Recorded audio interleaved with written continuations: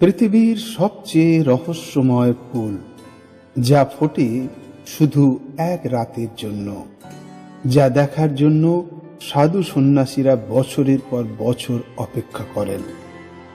এটি শুধু একটি ফুল নয়, মহাবিশ্বের একটি গূঢ় বার্তা। আজ আমরা জানব ব্রহ্মকমলের সেই অবিশ্বাস্য জন্মকথা, যা শুনে আপনি বিস্ময়ে হতবাক হয়ে যাবেন।